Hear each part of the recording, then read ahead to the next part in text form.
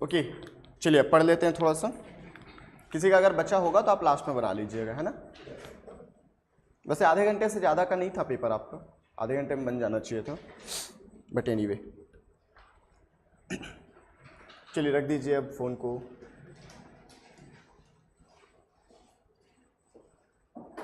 बढ़ाना है कम करना है? बढ़ाना है। अच्छा, सामने हो ना आप लोग इसलिए। और एक और,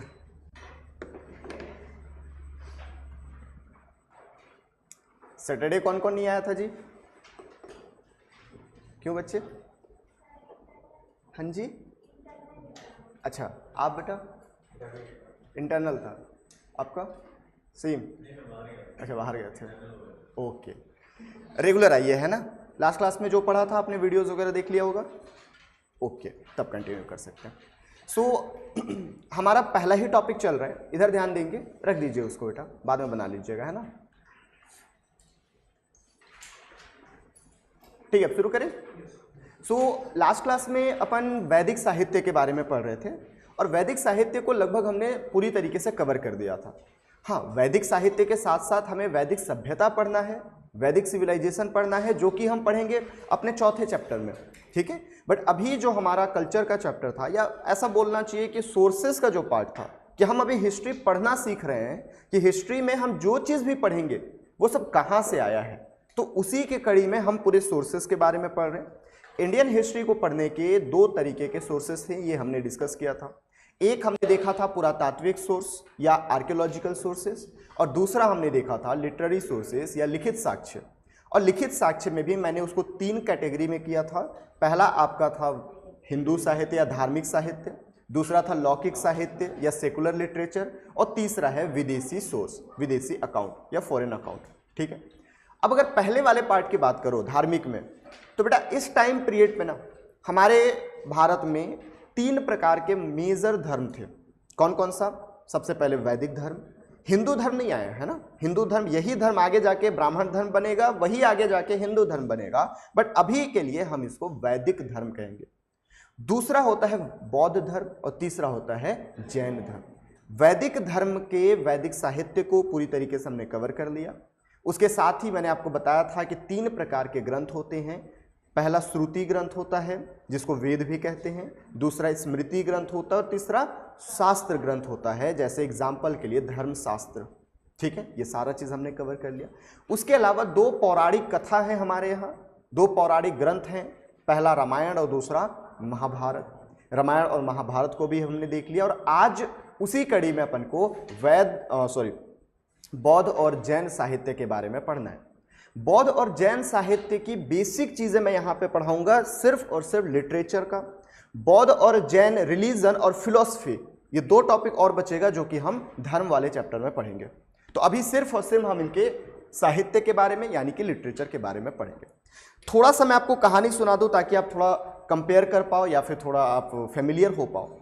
सो बेसिकली 563 BC में, BC का मतलब बिफोर कॉमन एरा या बिफोर क्राइस्ट, सिद्धार्थ गौतम का जन्म होता है, और जन्म देने के लगभग 7 दिन के अंदर ही उनकी माता का देहांत हो जाता है, महामाया देवी की मृत्यु हो जाती है, जिनका पालन पोषण उनकी मौसी गौतमी बालाश्री ने किया था, या प्रजापति गौतमी बालाश्री ने किया था, और उन्हीं के नाम पर इनको गौतम बुद्ध या सिद्धार्थ गौतम के नाम से जाना जाता है। इनकी शादी हुई, शादी के बाद बच्चा हुआ, राहुल नाम का बेटा था, लेकिन ये अपने परिवार से खुश नहीं थे। इनके हमेशा वैराग्य की भावना आते रहती थी कि हम घर त्याग देंगे, मतलब घर में मज़ा नहीं आता था। राजा परिवार से तो थे लेकिन राजा वाली फीलिंग नहीं आती थी, ठीक है। उसी समय पे इनको 4 दृश्य देखने को मिलता है, वो हम पढ़ेंगे 4 दृश्य, जिसमें पहला होता है वृद्ध व्यक्ति, दूसरा बीमार व्यक्ति, तीसरा होता है आपका मृत शरीर, और चौथा जो होप की आशा देता है वो होता है ऋषि मुनि, है ना। और यहाँ से फिर वो घर त्याग करते हैं 29 साल की उम्र में। 7 सालों तक इधर उधर भटकने के बाद, है ना, वो 2 गुरुओं से मिलते हैं। अलार कलाम से उन्होंने सांख्य फिलॉसफी सीखा, रुद्रक रामपुत्र से उन्होंने योग फिलॉसफी सीखा, आगे हम पढ़ेंगे फिलॉसफी के बारे में। और उसके बाद फिर 35 साल की उम्र में उरुवेला गांव पहुंचे, बोधगया में है, और वहीं पे पीपल पेड़ के नीचे, आई थिंक पीपल या साल में कंफ्यूज हो रहा हूँ, एक बार देख लेंगे, पीपल ही है, पीपल पेड़ के नीचे उनको 49 दिन 49 डे मेडिटेशन के बाद 49वें दिन की रात में, है ना, उनको क्या हुआ, तो ज्ञान प्राप्ति हो गई।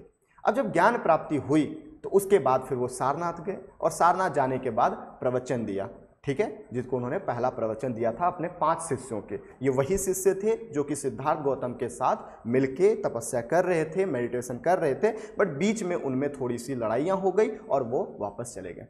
बेटा उसमें ये वाला स्टोरी नहीं मिलेगा, इधर सुन लो नहीं तो मिस कर दोगे, है ना, उस पर मैं आऊँगा, ठीक है। कहाँ था मैं? अच्छा, क्या ना, फ्लो चलते रहता है दिमाग में, अब फ्लो टूटा तो फिर लड़ाई हो गई थी। और बेसिकली उन्हीं 5 शिष्यों को उन्होंने अपना क्या दिया, तो उपदेश दिया, और इसी उपदेश को धर्म चक्र परिवर्तन के नाम से जाना जाता है। ये सब चलते रहा और अचानक 483 BC में उनका देहांत हो गया, जिसको महापरिनिर्वाण के नाम से जानते हैं। महापरिनिर्वाण क्या होता है हम आगे बहुत डिटेल में डिस्कस करने वाले हैं कि निर्वाण क्या होता है, मोक्ष क्या होता है, सेल्वेशन, और महापरिनिर्वाण क्या होता है, ये सारी चीज़ें हम डिस्कस करेंगे।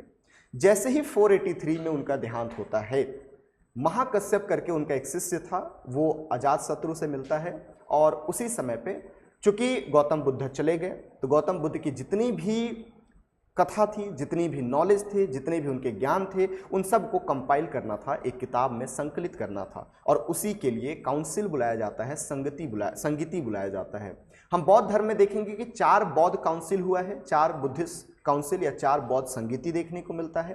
पहला हुआ है 483 BC में अजातशत्रु के नेतृत्व में। दूसरा हुआ है आपका 383 BC में कालाशोक के नेतृत्व में, ये वही कालाशोक है जिसको हम काकवर्णिन, याद होगा अगर आप लोगों को तो। तीसरा हुआ है अशोक के काल में 250 BCE, और उसके बाद चौथा हुआ है कनिष्क के काल में 1st सेंचुरी AD में। अब ये काउंसिल होता क्यों था, तो इसका मेन पर्पस समझिए कि यहाँ पे बुद्ध के ज्ञान को संकलित करने का काम किया जाता था। पहला जब बौद्ध संगीति हुआ ना, तो वहाँ पे 2 किताब लिखा गया, सुत्त पिटक और विनय पिटक। और तीसरा जब काउंसिल हुआ अशोक के टाइम पीरियड पे, तो अशोक के टाइम पीरियड पे बौद्ध धर्म जो है लगभग 18 ब्रांच में बट चुका था। हम आगे पढ़ेंगे, सबसे पहले 2 ब्रांच में बटा, स्थविरवादीन और महासंघिका, और यही स्थविरवादीन और महासंघिका धीरे धीरे आगे चल के लगभग 18 ब्रांच में, यानी एक बौद्ध धर्म जो शुरुआत हुआ था सिद्धार्थ गौतम के साथ, वो 18 भागों में बट चुका। और वहीं से थेरवद प्रकार के, थेरवद हम पढ़ेंगे आगे, थेरवद प्रकार के बौद्ध धर्म की शुरुआत होती है। और अशोक के टाइम पीरियड पे ही एक और ग्रंथ लिखा जाता है जिसको हम अभिधम्म पिटक कहते हैं। यानी कि पहले काउंसिल में 2 पिटक, कौन कौन सा, सुत्त पिटक और विनय पिटक, और तीसरे काउंसिल में अभिधम्म पिटक। इन तीनों ग्रंथ को पिटक ग्रंथ कहते हैं, और यही सबसे मोस्ट इंपॉर्टेंट ग्रंथ है आपके बौद्ध धर्म में। यहाँ पे लिखा भी हुआ है कि हमें सबसे पहले त्रिपिटक यानी विनय पिटक, सुत्त पिटक और अभिधम्म पिटक के बारे में पढ़ना है। मैं थोड़ा सा स्टोरी आगे तक बता देता हूँ, फिर हम इस पे आएंगे, ठीक है। अब ये जो पिटक है, इसमें नॉलेज किसकी है, ये सारी चीज़ें पढ़नी पड़ेगी। सो जो भी उनके नॉलेज था एग्जैक्टली हमने लिख दिया, इसी को सुत्त पिटक कहते हैं। बुद्ध ने जो जो उपदेश दिया, पहले में, दूसरे में, तीसरे उपदेश, चौथे उपदेश, मतलब अपने पूरे जीवन लाइफ में जो जो भी उन्होंने ज्ञान दिया, जो भी शिक्षा दी, उन सब को हम एज इट इज लिख दिए, इसी को हम सुत्त पिटक कहते हैं। अब आपको पता होगा कि धीरे धीरे लोग जुड़ते गए उनके साथ। सबसे पहले 5 लोग जुड़े जो उनके प्रथम शिष्य थे, आगे और लोग जुड़े, और बाद में चल के महिलाएं भी जुड़ी, ठीक है। सबसे पहले महिला जो जुड़ने वाली थी उनकी मौसी ही थी गौतमी बालाश्री, और उसके बाद आम्रपाली जो कि दूसरी महिला के रूप में जुड़ी थी। इसकी कहानी भी हम आगे सुनेंगे। लेकिन अभी हमको ये समझना है कि जो जुड़े उनको हम बेसिकली मॉन्क या मुनि कहने लगे, ठीक है। अब ये जो मॉन्क हैं, इनके डिसिप्लिन के लिए, इनके वहाँ रहने के लिए कुछ ना कुछ नियम कानून बनाना पड़ेगा। तो ये डिसिप्लिनरी एक्शन या डिसिप्लिनरी रूल्स जो हैं, उसी को हम विनय पिटक में लिख दिए। यानी विनय पिटक क्या है, रूल्स फॉर द मॉन्क्स, यानी मॉन्क्स के लिए या ऋषि मुनियों के लिए या मुनियों के लिए सिर्फ बोल सकते हो, नियम कानून हमने कहाँ लिखा, विनय पिटक में। यहाँ तक तो हो गया। अब आता है अभिधम्म पिटक। तो अभिधम्म पिटक को हम विश्वकोश कहते हैं, इंसाइक्लोपीडिया ऑफ बुद्धिज्म। यानी क्या क्या होना चाहिए, फिलोसॉफिकल आइडिया, यानी एक चीज होता है जो लिखा हुआ है, अब जब इसको हम सोच में अलग ले जाते हैं, इसी को फिलोसफी कहते हैं, दर्शन कहते हैं। जैसे एग्जाम्पल, आर्टिकल 19 सिंपल है ना, कि आपको बोलने और अभिव्यक्ति करने की स्वतंत्रता है, right to speech and expression, है ना। लेकिन आप देखोगे कि सुप्रीम कोर्ट इसके कई सारे मीनिंग बता चुका है। तो इसी को बोलते हैं philosophical understanding of the article या philosophical understanding of the religion. तो यही जो विश्वकोश है, शब्दकोश है, इंसाइक्लोपीडिया है, उसी को लिखा गया कहाँ? अभिधम्म पिटक में। Is it clear? अब यहाँ पे आपको दिख रहा होगा जातक कथा। अब ये जातक कथा है क्या? सो बेसिकली बुद्ध, ऐसा माना जाता है बौद्ध धर्म में कि एक बुद्ध नहीं हुए हैं, ऐसे 62 बुद्ध हुए हैं, है ना। बुद्ध के 62 रूप हैं। ये जो बुद्ध थे वो 61वां थे, एक आगे और आएगा, ठीक है, एक आगे और बुद्ध की जन्म होगी हर रिलीजन में, वो भले इस्लाम धर्म हो, हिंदू धर्म हो, बौद्ध धर्म हो या जैन धर्म हो। सारे धर्मों में माना जाता है कि दुनिया पे जब जब पाप आएगा, थोड़ा सा लाइक बाबा वाली फीलिंग आ रहा होगा अभी मेरे से, है ना, आएगा बेटा। अभी जब फिलॉसफी पढ़ाऊंगा ना तो ऐसा लगेगा कि सर कहाँ, मतलब बाबा वाली दुनिया में पहुंच गए। फिलॉसफी ही ऐसी सब्जेक्ट है, आपको सोच से परे जाके सोचना पड़ता है, बट बिलीव मी बहुत मजा आएगा फिलॉसफी में, ठीक है। मेरा फेवरेट सब्जेक्ट रहा है। सो यहाँ वापस आते हैं। सो ऐसा माना जाता है प्रत्येक धर्म में, जैसे हम हिंदू धर्म में भी देखते हैं कि कलयुग में कल की अवतार लेके विष्णु जी आएंगे, उसी तरीके से बौद्ध धर्म में भी माना जाता है कि जब पृथ्वी पर पूरी तरीके से पाप उमड़ जाएगा, जब सारे पापी आ जाएंगे, तब आएंगे बुद्ध और उन सबको फिर मतलब जो भी उनका करना रहेगा वो करेंगे, ठीक है। लेकिन उन 61वें बुद्ध से पहले 60 बुद्ध हुए, उनके बारे में हमको जानकारी नहीं है। हाँ, 60वें बुद्ध के बारे में जानकारी है, उनको दीपांकर बुद्ध कहते हैं। यानी बुद्ध से पहले दीपांकर और बुद्ध के बाद मैत्रेय, ऐसा करके कुछ नाम है, वो आएंगे, ऐसा माना जाता है। अब मेरे को ये समझना है सर कि जातक कथा क्या है, ठीक है। तो बुद्ध के प्रीवियस बर्थ की स्टोरी हमें तो कोई ना कोई बताया होगा ना, करे भाई बुद्ध से पहले भी बुद्ध हुए थे, दीपांकर बुद्ध, और इन दो बुद्ध के बीच में कई बुद्ध बोधिसत्व हुए। अब ये बोधिसत्व क्या है? याद रखना, बुद्ध सिर्फ मनुष्य जन्म में जीवन नहीं लिए हैं, सिर्फ मनुष्य के रूप में उनका जन्म नहीं हुआ है। हम ऐसा मानते हैं कि हिंदू धर्म में ही खासकर कि 84,000 योनियों में जन्म होता है, सेम सारे धर्मों में है। तो दो बुद्ध के बीच में जन्मा, जो कि मानव रूप नहीं है, बोधिसत्व कहते हैं। और बुद्ध के प्रीवियस जितने भी बर्थ हैं, वो बोधिसत्व हो या बुद्ध हो, उनकी स्टोरी को हम जातक कथा कहते हैं, जातक तेल कहते हैं। Is it clear? मैं यहाँ पे सिंपल आपको वर्ड मीनिंग समझा रहा हूँ, है ना। तो आपको जातक कथा समझ में आ गया होगा, बुद्ध की पुनर्जन्म के बारे में बातें की गई। तो ये सारा हम पढ़ेंगे बौद्ध साहित्य के बारे में। कई बौद्ध साहित्य बाद में भी लिखाया गया है, बट अभी के लिए मोस्ट इंपॉर्टेंट आपका पिटक कथा या त्रिपिटक साहित्य है। Is it clear? सेम उसी प्रकार से जैन साहित्य के बारे में भी थोड़ा सा समझा देता हूं, फिर हम आगे चलेंगे। जैन शब्द जो है, जैन धर्म जो है, वो शुरुआत में नहीं था। शुरुआत में इसके संस्थापक जो हैं वो ऋषभनाथ देव जी हैं, आदिनाथ ऋषभ देव हैं, और ऐसे 24 तीर्थंकर हुए।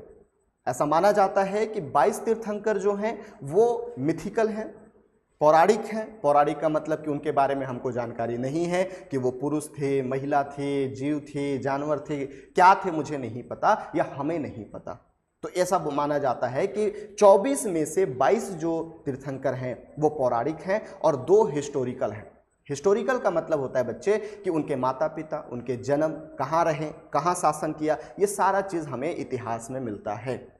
जैसे 23वें पार्श्वनाथ और 24वें आपका महावीर स्वामी, इनको हम हिस्टोरिकल मानते हैं, ठीक है। अब यहीं से बात शुरुआत होती है। महावीर जैन जो हैं वह, उनको हम वास्तविक संस्थापक मानते हैं जैन धर्म के। सेम कांड, जैसे मतलब सेम चीज़ें जो बौद्ध धर्म में हुआ, वही सेम चीज़ें जैन धर्म में भी हुआ। ये अपने भाई की इच्छा से या भाई की आज्ञा पाकर ये भी अपना घर त्याग देते हैं और इनको भी ज्ञान प्राप्त होती है। जब ज्ञान प्राप्त होती है तो वहीं से ये जीन कहलाए और इनके फॉलोवर जैन कहलाए। बात समझ में आ रही है? तो ये सारी चीज़ें आपको कवर कर। अब जब इनकी मृत्यु हुई तो उसके बाद भी जैन संगीति हुए। 2 जैन संगीति हुआ है यहाँ पे बहुत लंबे समय के बाद। पहला जैन संगीति हुआ है 299 BC में, चंद्रगुप्त मौर्य की मृत्यु के बाद। कौन करवाया? उनका बेटा बिंदुसार। और दूसरा हुआ है आपका 512 AD में, चालुक्य, गुजरात में हम चालुक्य सोलंकी शासक पढ़ेंगे, ठीक है। तो वहाँ के शासकों ने इनका करवाया था जैन संगीति। अब इन जैन संगीति में भी हम ग्रंथ लिखे। उस ग्रंथ को कहा जाता है अंग, उपंग, प्रकीर्ण, वेद सूत्र, मूल सूत्र और चलिका सूत्र। ठीक है, अपन को सिर्फ और सिर्फ अंग और उपंग याद रखना है। 12 अंग है, 12 उपंग है और 10 प्रकीर्ण है, ये 3 याद रखना है। जैसे यहाँ पे 3 था, इसको पीटक ग्रंथ कहते हैं या त्रिपीटक ग्रंथ कहते हैं, वैसे ही इनको हम आगम ग्रंथ कहते हैं। बात समझ में आ रही है? तो महत्वपूर्ण यही है जी, इधर पीटक ग्रंथ और इधर आगम ग्रंथ। ऐसे और सारे ग्रंथ हुए हैं, इनके बारे में अपन को पढ़ना है। क्वेश्चन कहाँ आएगा? मेंस में नहीं आएगा, यहाँ से प्री में क्वेश्चन पूछता है, जैसे इतिहास लेखक का नाम पूछ देगा और उनके किताब का नाम पूछ देगा, मैच करने के लिए बोल देता है। कई बार बोलता है कि निम्न में से, जैसे लास्ट ईयर क्वेश्चन आया था चंद्रशेखर या रामशेखर, ऐसे कुछ करके नाम भूल रहा हूं मैं अभी, निम्न में से कौन सा ग्रंथ इनसे संबंधित नहीं है? 3 उनका बुक था, एक दूसरे का बुक था, तो वो ऐसे क्वेश्चन पूछता है। यहाँ से डायरेक्टली क्वेश्चन आता है आपके ग्रंथ से। Is it clear? तो हमें यहाँ पे बहुत सारे बुक पढ़ने हैं। आप टेंशन मत लीजिएगा कि आज ही रटना है क्या, नहीं। ये जितनी भी किताबें मैं यहाँ पे आपको लिस्ट दे रहा हूँ, वो सब over a period of time, जब हम बुक पढ़ेंगे, जब हम टॉपिक पढ़ेंगे, तो वहाँ पे फिर से आएगा। एक जगह पे नोट बना लीजिएगा, संडे को इसको रिवाइज कर लीजिएगा, आपके दिमाग में बैठते रहेगा। जब हम टॉपिक पढ़ेंगे तो वहाँ पे भी इसको पढ़ेंगे। क्लियर है सर? तो ये मैं आपको स्टोरी फॉर्म में समझा दिया। अब इसी को थोड़ा सा आगे देख लेते हैं कि क्या क्या अपन को पढ़ना है। ठीक है, इंग्लिश में भी दिया हुआ है, कोई दिक्कत नहीं है। सबसे पहले हमें बौद्ध साहित्य या बौद्ध बुद्धिस्ट लिटरेचर के बारे में पढ़ना है। क्या क्या है सर? सबसे पहले याद रखिए, त्रिपीटक ग्रंथ के नाम से हम इसको जानते हैं। अब थोड़ा फास्ट भी होगा तो दिक्कत नहीं होगा, आई थिंक आपको, है ना, पूरा समझा दिया है मैंने। याद रखिए, ये बौद्ध धर्म के मौलिक ग्रंथ है, फंडामेंटल टेक्स्ट ऑफ बुद्धिज्म माना जाता है, पाली भाषा में लिखा गया है, याद रखेंगे। हालांकि बाद में संस्कृत भाषा का भी उपयोग किया गया है। अभिधम्म पीटक में हम देखते हैं कि संस्कृत भी आ चुका था, बट शुरुआत में इसको हम पाली भाषा में ही जानते हैं। ठीक है, इसके पहला बुक जो है वो सुत्त पीटक है। सुत्त पीटक क्या है? तो बुद्ध के जो उपदेश और विचार थे, है ना, बुद्धा के जो टीचिंग और थॉट्स थे, उनको डायरेक्टली हमने इसमें कंपाइल कर दिया है, संकलित कर दिया है। ठीक है, तो ये सारी चीज़ आपको याद रखनी है। इसके 5 निकाय हैं। निकाय का मतलब चैप्टर होता है बच्चे। ठीक है, ये 5 निकाय आपको याद करने हैं, महत्वपूर्ण है। कौन कौन? दिघ निकाय, मध्यम निकाय, संयुक्त निकाय, अंगुत्तर निकाय और खुद्दक निकाय। इसमें भी 2 महत्वपूर्ण है, अंगुत्तर निकाय और खुद्दक निकाय। क्यों महत्वपूर्ण है? क्योंकि अंगुत्तर निकाय से बेटा महाजनपद के बारे में जानकारी मिलती है और खुद्दक निकाय से हमको जातक कथा के बारे में जानकारी मिलती है। अभी तक हमने क्या पढ़ा सर? त्रिपीटक में पहला ग्रंथ है आपका सुत्त पीटक, जो कि बुद्ध के ओरिजिनल टीचिंग और थॉट्स के बारे में है, पाली भाषा में लिखा गया है। इसके 5 निकाय हैं, जिसमें महत्वपूर्ण है अंगुत्तर निकाय और खुद्दक निकाय। दिघ निकाय, मध्यम निकाय, ये सब भी हमको याद रखना है संयुक्त निकाय के साथ। Is it clear? ओके। उसके बाद जातक कथा क्या होती है, मैंने आपको समझा दिया। बुद्ध के पूर्व जन्म की कथा को हम जातक कथा कहते हैं। ठीक है, चलिए एक बार रिवाइज कर लेते हैं। अच्छा, एक काम अगर मैं आपको दूं तो क्या आप करोगे? क्या करोगे? मैं आज ना आपको पढ़ाते जा रहा हूं, आप घर में जाके नोट कर लोगे क्या? क्योंकि बहुत सारे बुक हैं और मैं चाह रहा हूं कि आप घर में आराम से उसको टेबल फॉर्म में, जैसे भी आपको जो दिया है वैसे लिख लेना। ठीक है, और यहां पे सब कुछ नहीं लिखना, जो मैं अंडरलाइन कर रहा हूं सिर्फ उतना ही लिखिएगा। तो एक बार वीडियो देख लीजिएगा, कर लोगे? थोड़ा सा जल्दी हमारा ये सिलेबस कंप्लीट हो जाएगा, है ना। तो मैं आपको याद करवा दूंगा यहीं पे, कोई दिक्कत नहीं है। बस आपको लिखने का काम जो है वो घर में कर लीजिएगा आज के लिए बस। तो सबसे पहले हमने त्रिपीटक देखा, बच्चे बोलते जाना मेरे साथ। हाँ जी,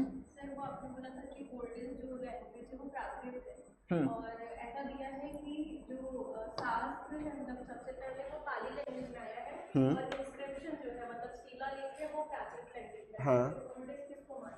प्रकृत को, क्योंकि लिखा फॉर्म है ना, लैंग्वेज तो आ गया ना, वो भले मैं दीवार में लिखूं चाहे पेज पे लिखूं। तो सर हम लोग लिटरेचर तो दोनों साथ में पढ़ रहे हैं कि लिटरेरी बुक भी आ रहा है प्लस आर्कियोलॉजिकल भी आ रहा है, तो हम किसको मानेंगे? पहले कौन आया, ऐसे कैसे चलेगा? मतलब कैसे समझेंगे पाली पहले आया है? देखो बचपन में ना मेरी मम्मी ऐसा बताया करती थी कि मैं बहुत जल्दी खाना खाना शुरू कर दिया था। ठीक है, और खाना में क्या खाता था? तो मिट्टी खाता था।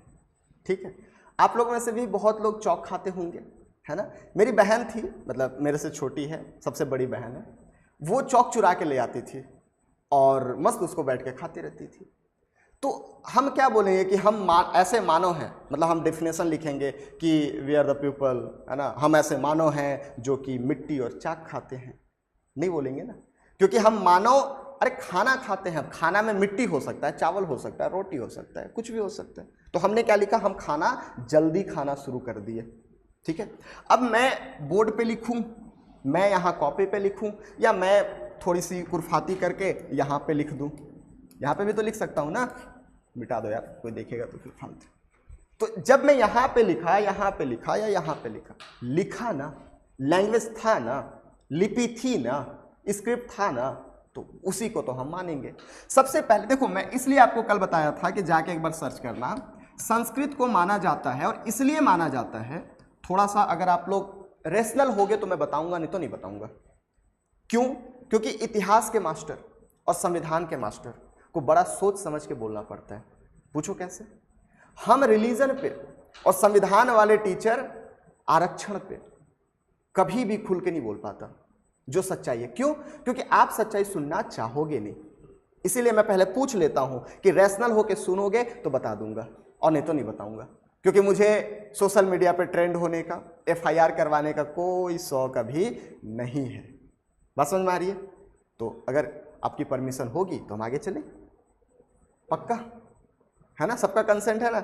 अब देखो, ऐसा इसलिए बोलते हैं कि संस्कृत सबसे पुराना है क्योंकि उन बच्चों की जो स्टडी होती है वो व्हाट्सएप यूनिवर्सिटी से होती है ना। व्हाट्सएप यूनिवर्सिटी से इसलिए होती है बेटा क्योंकि सबसे पुराना ग्रंथ, भारत का बोल रहा हूं, दुनिया में जैन अवस्था है जो कि ईरानियों का ग्रंथ है, हम ईरानी पारसी धर्म पढ़ेंगे। जैन अवस्था जो है वो लगभग वेद के बराबर ही लिखा हुआ था, ऐसा माना जाता है इतिहासकारों द्वारा, मेरा कोई ओपिनियन नहीं है। तो वेद जो है सबसे पुराना ग्रंथ है, सबसे प्राचीन ग्रंथ है, ये मैंने पढ़ाया है। लेकिन व्हाट्सएप यूनिवर्सिटी में ये नहीं पढ़ाया जाता कि बच्चे ये श्रुति फॉर्म में है। कौन से फॉर्म में है? श्रुति का मतलब होता है बेटा कि इन लोग सिर्फ और सिर्फ सुन के आगे कंटिन्यू किए। जैसे पहले नहीं होता था, यहाँ गुरु बैठा है, नीचे चेला बैठे हैं, वो बता रहा है, वो याद कर रहे हैं, फिर वो गुरु बनते, अपने चेला को बताते, फिर आगे बढ़ता, ऐसी परंपरा चलती आ रही थी। बाद में जाके इनको क्या किया गया, तो लिखने का काम हुआ, यानी इसको लिखा गया। Is it clear? अब आते हैं संस्कृत के अलावा दूसरा प्रकृत पे। देखिए, प्रकृत को समझने से पहले हम थोड़ा अभिलेख पढ़ते हैं। हालांकि जब मैं अभिलेख वाला टॉपिक पे आऊंगा तो इसको फिर से समझाऊंगा, बट अभी थोड़ा समझिए। सबसे पुराना जो अभिलेख है बेटा वो हमें मिलता है हड़प्पा से, but still we are not decipher it, हम अभी तक इसको नहीं पढ़ पाए हैं, तो हम इसकी बात नहीं करेंगे। दूसरा जो हमें मिलता है वो मौर्य काल से मिलता है, मौर्य काल से, और मौर्य काल में भी किसका, तो अशोक का मिलता है, अशोक का। सर अशोक का टाइम पीरियड क्या है, एक बार बताएंगे क्या? बिल्कुल बता देंगे। अशोक का जो टाइम पीरियड है ये 274 से लेके 232 BC तक है, ठीक है, 274 से लेके 232 BC तक अशोक का टाइम पीरियड है। और अशोक जो है 262 में कलिंग का युद्ध लड़ता है, और कलिंग के युद्ध लड़ने के बाद इसका मन परिवर्तन हो जाता है और ये बौद्ध धर्म अपनाता है, और बौद्ध धर्म के साथ ही ये लाइक अपना अलग से धम्म प्रचार करना शुरू कर देता है।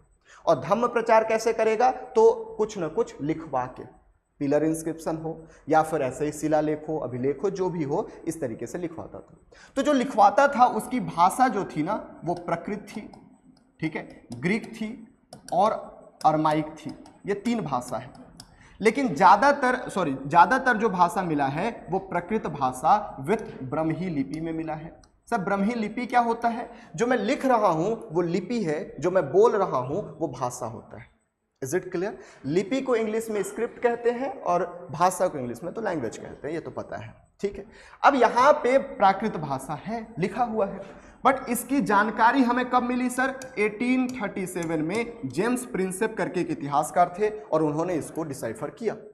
चलो कभी भी डिसाइफर हो, हमें नहीं पता, हमें यह कहना है कि सर इस टाइम पीरियड पे प्रकृत भाषा लिखाया ना, लेकिन वेद कब लिखाया? तो वेद देखोगे कि बहुत समय बाद, है ना, लगभग 9वीं शताब्दी के आसपास, या फिर उससे भी और आगे, या फिर आप बोल सकते हो पहली शताब्दी के आसपास मान लग के चलो, यानी कि इसके बहुत बाद लिखने का काम हुआ। ऐसा भी माना जाता है कि वेद वगैरह जो है मध्यकाल तक लिखा गया है, इतना लंबा समय चला है। तो सबसे पहला लिखने के लिए हमने क्या यूज किया? प्रकृत, क्योंकि ये भाषा था सर, वेदों की ना भाषा थी, लेकिन वेदों की लिपि उस समय पे नहीं थी, क्योंकि हम लिख ही नहीं रहे थे ना।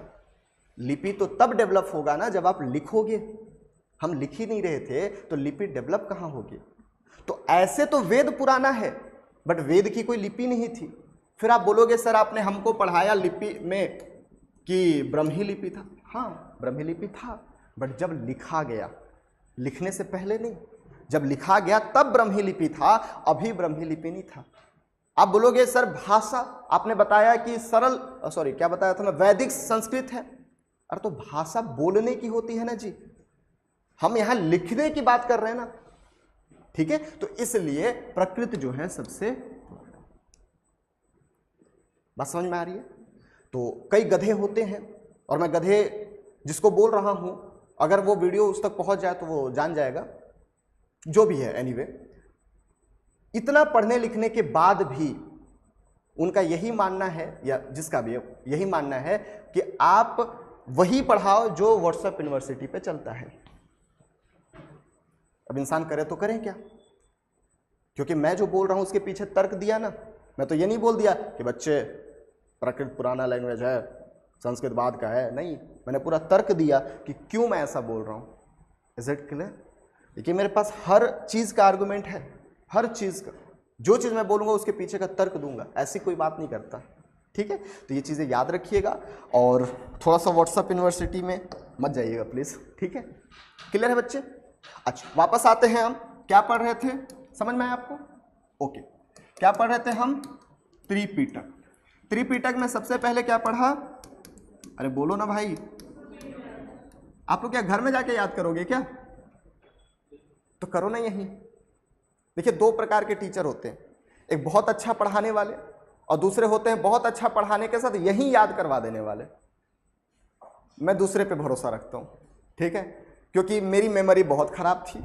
टीचर पढ़ा के जाते थे, आई एम बी लाइक हमसे ना हो पाएगा, ठीक है। तो मैं ट्राई करता हूं कि क्लास में आपको 80% चीजें याद हो जाए, ठीक है। चलिए वापस आते हैं। शुद्ध पिटक सबसे पहले क्या है सर? तो ये बुद्ध की ओरिजिनल जो भी टीचिंग थी उनकी, और जो भी उनका सोच था यानी कि थॉट था, उनके बारे में पाली भाषा में लिखा गया एक ग्रंथ है। Is it clear? ओके। उसके बाद अब आते हैं दूसरे नंबर पे, यानी कि विनय पिटक। इंग्लिश मीडियम में भी ये ध्यान दीजिएगा। अच्छा, इसके चैप्टर को सर हम निकाय कहते हैं। क्या कहते हैं बेटा? निकाय कहते हैं। और कितने निकाय हैं? तो 5 निकाय हैं। सबसे महत्वपूर्ण कौन सा है? खुद्दक निकाय और अंगुत्तर निकाय। अंगुत्तर, खुद्दक निकाय से हमको क्या जानकारी मिलती है? जातक कथा की, और अंगुत्तर निकाय से हमको 16 महाजनपद की जानकारी मिलती है, ठीक है। उसके बाद और है, जैसे मध्यम निकाय, दिग्घ निकाय, संयुक्त निकाय, ये सारी भी निकाय हैं। तो अपन को इतनी चीजें याद रखनी थी। क्लियर है यहाँ तक? ठीक है। तो ये चीजें आप लोग याद कर लीजिएगा कि सर ये फंडामेंटल टेक्स्ट ऑफ बुद्धिज्म है, लैंग्वेज इसकी पाली है, ठीक है। उसके अलावा बुद्ध की टीचिंग और थॉट्स के बारे में बताया गया है। उसके अलावा याद रखिएगा 5 निकाय है। सबसे महत्वपूर्ण आपका अंगुत्तर निकाय और खुद्दक निकाय है। सर इसमें दिग्घ निकाय भी मिलता है, मध्यम निकाय भी मिलता है, और आपका संयुक्त निकाय भी देखने को मिलता है। जातक स्टोरी क्या होती है, जातक टेल क्या होती है? तो बुद्ध की प्रीवियस बर्थ के बारे में जो कहानियां हैं उसी को जातक कथा कहते हैं। क्लियर है? अब आते हैं आगे हमारा अभिधम्म पिटक। अभिधम्म पिटक क्या है? तो जैसा कि मैंने आपको समझाया कि संघ में नियम और क्या विधि होगी, इसके बारे में विनय पिटक में लिखा गया है, ठीक है। यानी कि आप संघ, यानी कि बुद्ध और उनके अनुयायी को हम संघ कहते हैं। बुद्ध और उनके जो अनुयायी हैं, फॉलोअर हैं, उनको एक साथ क्या कहते हैं? संघ। और संघ में अगर आप रहोगे तो आपके कुछ ना कुछ नियम और कानून होंगे, ठीक है। उसी के बारे में कहाँ लिखा गया है? विनय पिटक में लिखा गया है। ये पॉइंट याद रखिएगा। इसके भाग को याद रखने की जरूरत नहीं है, बस इतना याद रखिएगा कि बौद्ध संघ के नियम और कानून या विधियां विनय पिटक में लिखा गया, ठीक है। याद रखना, विनय पिटक और सुत्त पिटक पहले बौद्ध काउंसिल में लिखा गया है, जबकि अभिधम्म पिटक जो है वो अशोक के टाइम पीरियड पे तीसरे बौद्ध संगीति या तीसरे बुद्धिस्ट काउंसिल में लिखा गया है। क्लियर है? क्या है सर ये? तो बुद्ध के सिद्धांतों का दार्शनिक व्याख्या यानी philosophical explanation of Buddha principle. याद करिए, 1950 में संविधान लिखा गया, लेकिन 1970, 80, 2000, 2010 अब तक उसकी फिलॉसफी चल रही है। अभी भी सुप्रीम कोर्ट जो है अलग अलग व्याख्या करते रहता है। यही सेम चीज़ें हैं जो हमने पहले लिख दिया है, अब उसी की दार्शनिक व्याख्या कर रहे हैं। क्यों? समय जब बदलता है, सिचुएशन बदल जाती है, तो कानून बदलने का भी समय आ जाता है। आज से पहले हम फ़ोन का यूज़ करते थे तो मम्मी डांटती थी कि इतना फ़ोन नहीं चलाते। आज वही फ़ोन, वही लैपटॉप से लोग लाखों रुपए कमा रहे हैं, तो चलाना तो पड़ेगा। तो अब जो मम्मी का नियम था उसमें थोड़ा सा बदलाव करेंगे। क्या? फ़ोन में रील्स कम देखो, काम करने के लिए फ़ोन चलाओ। पहले मम्मी क्या बोलती थी? फ़ोन नहीं चलाना चाहिए। आज भी मम्मी बोल रही है फ़ोन नहीं चलाना चाहिए, बट रील्स सोशल मीडिया के लिए। मम्मी आज बोल रही है काम करने के लिए फ़ोन लैपटॉप यूज़ करो, फिलोसॉफिकल डिस्कशन, फिलोसॉफिकल आइडियाज़। ठीक है, इसी को बोलते हैं जो ओरिजिनल टेक्स्ट था उसमें थोड़ा सा दार्शनिक व्याख्या कर देना। और यही किया है कब? अभिधम्म पिटक में तीसरे बौद्ध संगीति अशोक के समय पे। Is it clear? याद रखिएगा, मैंने आपको पहले ही समझाया, यहाँ संस्कृत का भी प्रयोग हुआ था, हालांकि ये और पहले वाले पाली भाषा में ही था। तो ये पॉइंट आप लोग याद रखिएगा। इसको लिखने का काम किसने किया था? तो मोगलीपुत्र तिस्सा। कौन है ये? अशोक का भाई हुआ करता था, जो कि तीसरे बौद्ध संगीति का अध्यक्ष था। तो मोगलीपुत्र तिस्सा ने इसको लिखने का काम किया था। ऊपर वाले को कौन लिखा था? तो दो नाम याद रखिएगा, आनंद और उपाली, वो उनके शिष्य थे। हालांकि ये सब चीज़ें हम बौद्ध धर्म में पढ़ेंगे, बट अभी मैं थोड़ा थोड़ा आपको बता दे रहा हूँ। लिखने की जरूरत नहीं है, जितना बोर्ड पे लिखा हुआ है वो लिखिएगा, बाकी जो मैं एक्स्ट्रा बता रहा हूँ वो सब हम बौद्ध धर्म में पढ़ेंगे। इज इट क्लियर बच्चे? 3 पिटक कंप्लीट हो गया, आगे चलें। अब कई और साहित्य हैं जो कि पूरे एंशिएंट इंडिया में ये नाम आपको देखने को मिलेंगे। कई साहित्य हैं, ठीक है। तो सबसे पहले हम पाली भाषा वाले साहित्य को देखते हैं। मैंने आपको अलग अलग डिवाइड कर दिया है कि पाली भाषा में कितने हैं, प्राकृत भाषा में कितने हैं और आपके संस्कृत भाषा में कितने हैं। सबको अलग अलग डिवाइड किया है, ऐसे आपको याद करने में आसानी होगी, ठीक है। सबसे पहले याद रखिएगा मिलिंद पन्हों के नाम पर। एक मिलिंद करके राजा हुआ करता था, ठीक है। इसकी थोड़ी सी स्टोरी बता देता हूँ। मिलिंद करके राजा हुआ करता था, ठीक है। और इससे मिलने आए नागसेन। कौन मिलने आया? नागसेन। नागसेन एक बौद्ध भिक्षु हुआ करते थे, बुद्धिस्ट मोंक हुआ करते थे। उन्होंने बौद्ध धर्म के बारे में मिलिंद को बताया और मिलिंद उससे बहुत प्रभावित हुए और इस प्रकार मिलिंद ने बौद्ध धर्म धारण किया। और मिलिंद और नागसेन के बीच की जो बातें थी, जो कहानी थी, उसी को हमने मिलिंद पन्हों में लिख दिया। इसी को मिलिंद प्रश्न बोला जाता है संस्कृत भाषा में। Is it clear? तो ये पॉइंट याद रखिएगा कि सर मिलिंद करके एक राजा हुआ करता था जो कि आचार्य नागसेन के द्वारा बौद्ध दीक्षा लिया था।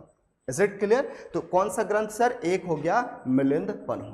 दूसरा हम देखेंगे श्रीलंका से हमें 2 ग्रंथ देखने को मिलता है, दीपवंश और महावंश। ये क्वेश्चन पूछा हुआ यूपीएससी में। श्रीलंका के इतिहास के बारे में कौन से बौद्ध ग्रंथ से जानकारी मिलती है? 4 ऑप्शन देगा, इसमें याद रखना है दीपवंश और महावंश। डिटेल नहीं पूछना, सिर्फ यहाँ पे बुक याद रखना है, एक लाइन उसके बारे में याद रखना है, ठीक है। कि श्रीलंका के इतिहास की जानकारी हमें कहाँ से मिलती है? दीपवंश और महावंश। ये पॉइंट आप लोग को याद रखिए, ठीक है। आई नो आज की क्लास थोड़ी बोरिंग है, तो ऐसे जम्हाई उम्हाई मत लो, तो मैं यहीं सो जाऊँगा, ठीक है, कोई बात नहीं।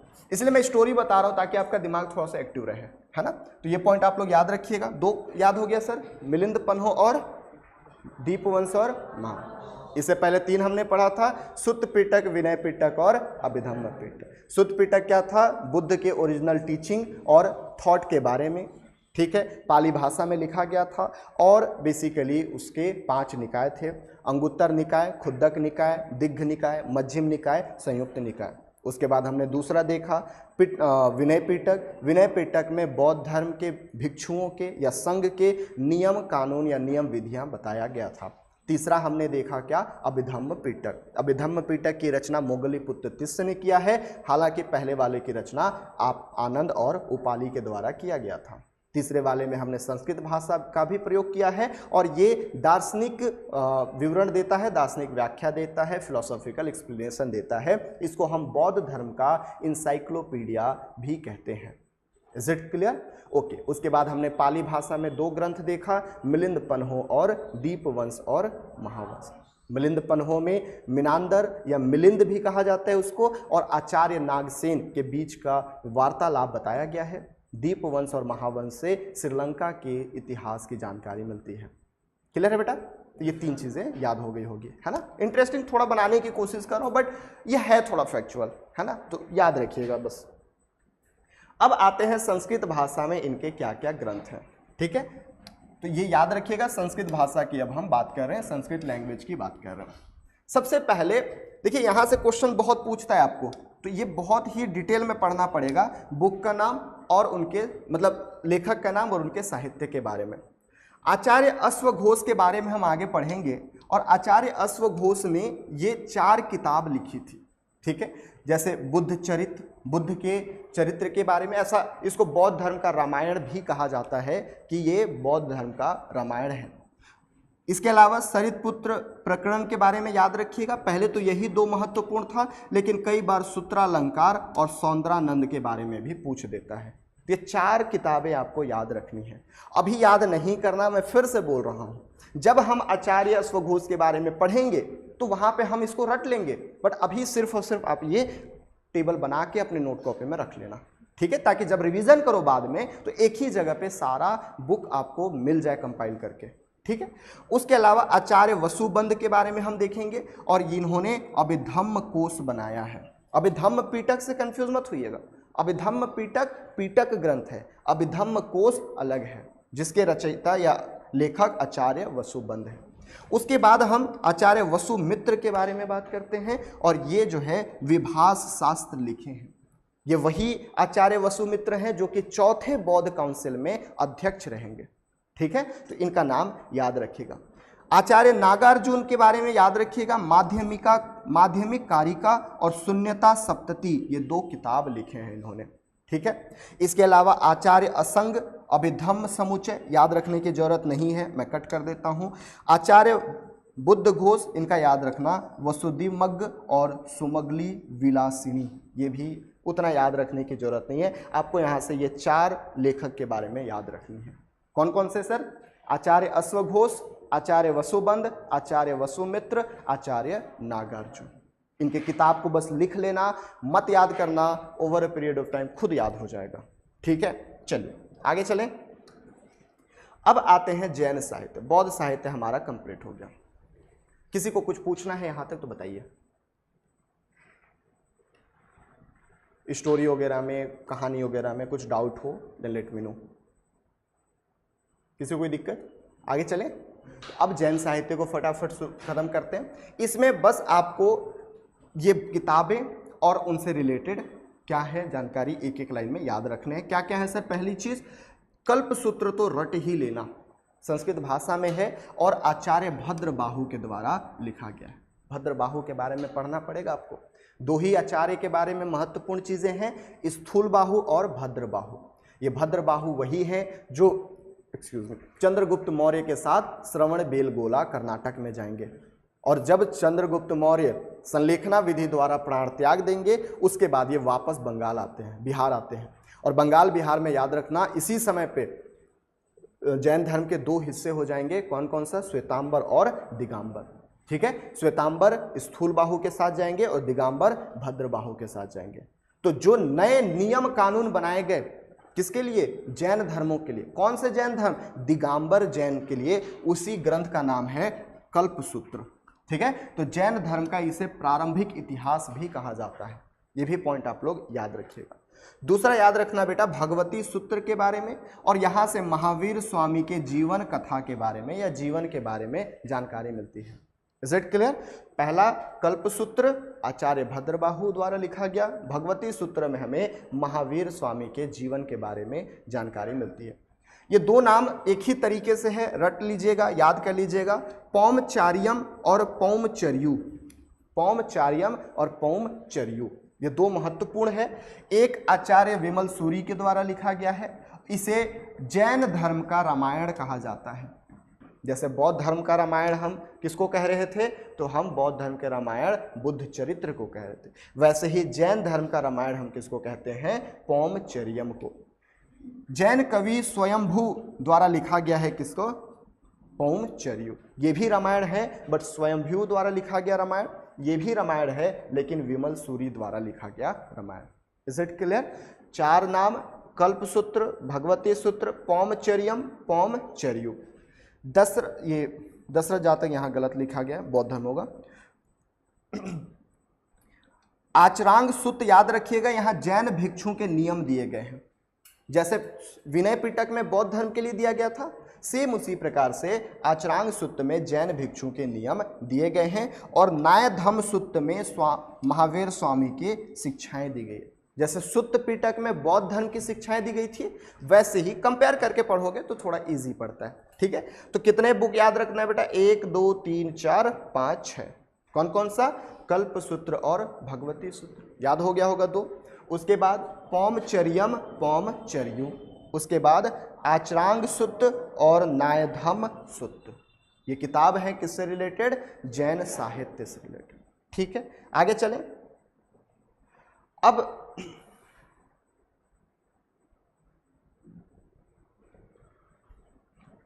Just give me 1 second.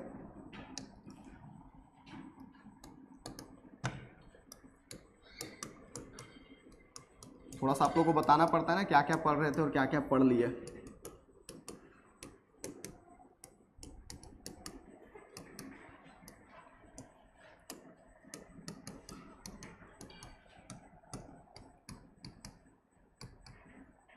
ठीक है, लिखित साहित्य में बच्चे मैंने आपको 3 चीज़ें बताया था। एक धार्मिक साहित्य यानी धार्मिक लिखित साहित्य, एक लौकिक, इसी को बेटा बोला जाता है सेकुलर, ये आपका रिलीजियस, और यहाँ विदेशी विवरण। विदेशी विवरण, इसी को आप क्या बोलोगे, फॉरेन अकाउंट। ठीक है बेटा यहाँ तक। अच्छा, इसमें हमने 3 धर्म देखा, कौन कौन सा आपका, वैदिक धर्म, बुद्धिज्म और जैन। ये टॉपिक हमारा कंप्लीट हो गया। अब हम चलेंगे लौकिक में, या इसी को ऐतिहासिक या हिस्टोरिकल सोर्सेस कहते हैं, हिस्टोरिकल लिटरेरी सोर्सेस। ठीक है, ये टॉपिक हो गया। ये टॉपिक पढ़ लेते हैं, फिर इस पे चलेंगे। क्लियर है? मोस्ट प्रोबेबली अगर आप थोड़ा सा लेट अगर आज बैठ जाओ तो यहाँ तक कंप्लीट कर देंगे। कल हम शुरू करेंगे पूरा तात्विक साक्ष्य। ठीक है, बट देखते हैं कितना हो पाता है। सबसे पहले अपन को शुरुआत करना है हिस्टोरिकल बुक, या फिर आप बोल सकते हो ऐतिहासिक साहित्य। ठीक है, अब यहाँ पे सबसे पहला नाम जो आपको याद रखना है अर्थशास्त्र के बारे में। देखिए, इसको क्यों हम लौकिक साहित्य या सेकुलर लिटरेचर कहते हैं, क्योंकि इन किताबों में किसी भी धर्म के बारे में कोई भी चीज़ें नहीं दी गई है। यहाँ पे क्या जानकारी मिलती है हमें, उस पर्टिकुलर टाइम पीरियड की राजनीतिक व्यवस्था, सामाजिक व्यवस्था, आर्थिक व्यवस्था, इन सारी चीज़ों के बारे में जानकारी मिलती है। इसीलिए हम इसको सेकुलर लिटरेचर या लौकिक साहित्य के नाम से जानते हैं। ठीक है, सबसे पहला बुक जो है हम यहाँ पे देखेंगे किसके बारे में, अर्थशास्त्र के बारे में। चाणक्य का नाम आपने सुना होगा, जिनको विष्णुगुप्त या कौटिल्य के नाम से जाना जाता है। थोड़ी सी स्टोरी बताता हूँ। बेसिकली 321 BC में मगध का शासक हुआ करता था धनानंद, और धनानंद ने चाणक्य की थोड़ी बेइज्जती कर दी। ये पूरी स्टोरी सुनाऊंगा मैं आगे। बेइज्जती कर दी और उसी टाइम पीरियड पे उन्होंने प्रण लिया कि अब तुम्हारे गद्दे से उतार फेंकूंगा। उसी समय पे उनको चंद्रगुप्त मौर्य मिलते हैं और चंद्रगुप्त मौर्य के उनको शिक्षा प्रदान करते हैं ये, और उनको रेडी करते हैं। और फाइनली 321 BC में चंद्रगुप्त मौर्य जो है वो धनानंद की हत्या करके मौर्य वंश की स्थापना करता है। मौर्य वंश में प्रशासन कैसे होगा, राजा को कैसा होना चाहिए, ये सारा चीज़ लिखने का काम जो है वो कौटिल्य ने अपनी किताब अर्थशास्त्र में लिखा है। दुनिया के पर्सपेक्टिव में अगर आप बात करो तो राजनीति का शुरुआत जो है बेटा वो हुआ है ग्रीक से, यूनान से, और ये भी राजनीति है। तो इसलिए ऐसा माना जाता है कि जो कौटिल्य हैं वो किसके सिमिलर हैं, तो एक मैकियावेली आप लोग सुने होंगे जिन्होंने द प्रिंस करके बुक लिखा था। मैकियावेली ग्रीक फिलोसोफर हैं मध्यकाल के, जो कि द प्रिंस राजा करके ऐसे किताब लिखे थे, और उस किताब में उन्होंने बताया था कि एक कुशल राजा कैसा होना चाहिए, क्या क्या उसकी अच्छाइयाँ होनी चाहिए, क्या क्या उसकी बुराइयाँ होनी चाहिए, उसे क्या करना चाहिए, क्या प्रोहिबिटेड है उसके लिए। तो इसीलिए अर्थशास्त्र के रचयिता चाणक्य को भी भारत का मैकियावेली कहा जाता है। ये क्वेश्चन पूछता है। Is it clear? तो ये 3 चीजें याद रखना बेटा। अर्थशास्त्र, ऑथर कौन है? चाणक्य, जिसको विष्णुगुप्त या कौटिल्य भी कहते हैं। और याद रखना कि यहाँ मौर्य काल के राजनीति, सामाजिक और आर्थिक व्यवस्था के बारे में बताया गया है। धार्मिक व्यवस्था का कोई उल्लेख नहीं होता। ये भी याद रखना कि इसमें न तो चंद्रगुप्त मौर्य का नाम आता है, न ही पाटलिपुत्र का नाम आता है। ठीक है, सिर्फ और सिर्फ इसमें मौर्य के राजनीति, मौर्य काल के सामाजिक स्थिति और आर्थिक स्थिति के बारे में जानकारी मिलती है। और इसकी भाषा क्या है बच्चे? तो ये भाषा संस्कृत है। भाषा इसकी क्या है? संस्कृत है। Is it clear? पहला नाम याद हो गया, अर्थशास्त्र। किसने लिखा? चाणक्य, विष्णुगुप्त या कौटिल्य। ठीक है, जानकारी क्या मिलती है? मौर्य काल के पॉलिटिकल, सोशल और इकोनॉमिकल कंडीशन के बाद। अब आते हैं दूसरा, राजतरंगिणी। इसके ऑथर है कल्हण। कल्हण के द्वारा संस्कृत भाषा में लिखा गया किताब राजतरंगिणी कहते हैं। ठीक है, अब इससे हमें कश्मीर के इतिहास के बारे में जानकारी मिलती है, और ऐसा माना जाता है कि ये भारत का पहला ऐतिहासिक किताब है, भारत में लिखा गया पहला इतिहास का बुक है। किसको? राजतरंगिणी को। लेखक कौन थे? कल्हण। Is it clear? 2 किताब हमने पढ़ा, अर्थशास्त्र, लेखक कौन है? चाणक्य, विष्णुगुप्त या कौटिल्य। दूसरा राजतरंगिणी, लेखक कौन है? कल्हण। इससे हमें कश्मीर के इतिहास की जानकारी मिलती है, जो भारत में पहला इतिहास का किताब है। क्लियर है? चलिए आगे चलते हैं। ये 2 हो गया। अब देखते हैं एक तीसरा बुक जो कि महत्वपूर्ण है, चचनामा। चचनामा से हमें क्या जानकारी मिलती है समझिएगा। हमने मध्यकाल पढ़ना है, और मध्यकाल में याद रखिएगा सबसे पहला टॉपिक जो है मैं शुरुआत कराऊंगा इस्लाम आक्रमण या मुसलमानों का आक्रमण या इस्लामिक इन्वेजन। सबसे पहला भारत में इस्लामिक इन्वेजन जो है 712 एडी में होता है मोहम्मद बिन कासिम का। मोहम्मद बिन कासिम का आक्रमण क्यों हुआ था थोड़ा सा समझिएगा। ठीक है, अच्छा ये स्टोरी जब बताता हूँ फास्ट तो नहीं होता है ना, ये आपको याद रखने के लिए मदद करता है। ठीक है, एक्चुअल में इसी टाइम पीरियड पे लगभग 712 आई थिंक, सॉरी 712 नहीं, 622 के आसपास, 622 में इस्लाम धर्म का ओरिजिन हो चुका था। और इस्लाम धर्म के ओरिजिन होने के बाद उनके जो संस्थापक हैं वो पैगंबर मोहम्मद साहब हैं। पैगंबर मोहम्मद साहब की मृत्यु हो जाती है 622 बीसी में, और उनके जो उत्तराधिकारी हैं उनको खलीफा या कैलिफेट करके बुलाते हैं, खलीफा कहते हैं। खलीफा धीरे धीरे बहुत ज़्यादा ताकतवर होने लग गए और खलीफा अपना पूरा साम्राज्य स्थापित कर दिए। पूरा मेडिवल इंडिया याद रखना बेटा, हर टॉपिक में खलीफा का बात करूंगा और उसके आगे चल के चंगेज़ खान की बात करूंगा, मंगोल। ये 2 बहुत महत्वपूर्ण है इतिहास के पर्सपेक्टिव से, एक खलीफा और दूसरा मंगोल। जब हम दिल्ली सल्तनत में आगे जाएंगे मंगोल की बात करूंगा, जिसके संस्थापक चंगेज़ खान थे, वही क्रूर आदमी जो कि पूरे विश्व विजेता बनना चाहता। भारत के लगभग दिल्ली सल्तनत के सारे राजा उससे डरते थे। बात समझ में आ रही है? तो ये चीज़ें आप लोग याद रखिए। दूसरा है खलीफा। खलीफा का व्यापार होता था सिलोन से, सिलोन कहते हैं श्रीलंका को। खलीफा का व्यापार होता था श्रीलंका से थ्रू सिंध। सिंध कहाँ पे है सर? थोड़ा सा आप टाइम देंगे तो मैं बना दूंगा। इधर है खलीफा, ठीक है, और यहाँ पे है बेटा, ये है सिंध जो कि आज पाकिस्तान के पास है। इसको कहते हैं मकरान तट। क्या कहते हैं? मकरान कोस्ट। ये है सिलोन जिसको आज श्रीलंका कहते हैं। इस तरीके से व्यापार होता था, इस तरीके से जाता था। यहाँ पे पर्सियन गल्फ है और यहाँ पे देखोगे तो ये रेड सी है। याद आ रहा है? मैप याद आ रहा है? ओके। ये लाल सागर है और ये फारस की खाड़ी है, ये मकरान तट है। यहाँ पे चच नामक राजा का शासन होता था। किसका शासन होता था? चच नामक राजा का शासन होता था, चच वंश हुआ करता था। चच राजा के मृत्यु के बाद इसका बेटा आता है दाहिर, और दाहिर जो है यहाँ का शासक बन जाता है। ठीक है, इसी टाइम पीरियड पे आप अगर थोड़ा सा ज्योग्राफी पढ़े होंगे तो आपको पता होगा कि ये है बेटा सोमालिया। क्या है बच्चे?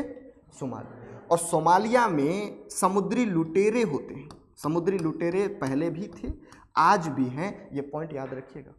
इनका बिजनेस ही है, फैमिली बिजनेस। वो नहीं होता यूपीएससी नहीं निकलेगा तो क्या करोगे, खानदानी काम है ना, फैमिली बिजनेस करेंगे। क्या है फैमिली बिजनेस? लुटेरे हैं हम, चोर हैं, चोरी करते हैं, ठीक है, पुलिस से मार भी खाते हैं। बट एनीवे, तो ये लुटेरे थे और ये बेसिकली यहाँ पे बार बार लूट लेते थे। खलीफा परेशान कि भाई हमारा जो भी सामान आता है तुम लूट लेते हो। तो खलीफा ने क्या किया, एक लेटर भेजा किसको, दाहिर को। क्या भेजा? लेटर भेजा दाहिर को कि दाहिर हमारा बहुत नुकसान हो रहा है, या तो आप इन सोमालियन लुटेरे को है ना थोड़ा हैंडल करो, या तो फिर आप जितना भी लूटा माल है हमें वापस करो। ठीक है, दाहिर नहीं समझ पाया कि खलीफा जो कि एक रिलीजियस ग्रुप थे, आज वो बहुत बड़ा साम्राज्य बना के बैठे। ये दाहिर को पता नहीं चला, और दाहिर जो है बोला कि हम कुछ नहीं कर सकते, है ना, हम हेल्पलेस हैं, हम कुछ नहीं कर सकते। क्यों? क्योंकि इसको भी पता था ये भी खतरनाक है, और ये नहीं जानता था कि ये भी अब खतरनाक हो गए। इसी समय पे खलीफा में सेनापति हुआ करता था जो कि बहुत ताकतवर है, मोहम्मद बिन कासिम।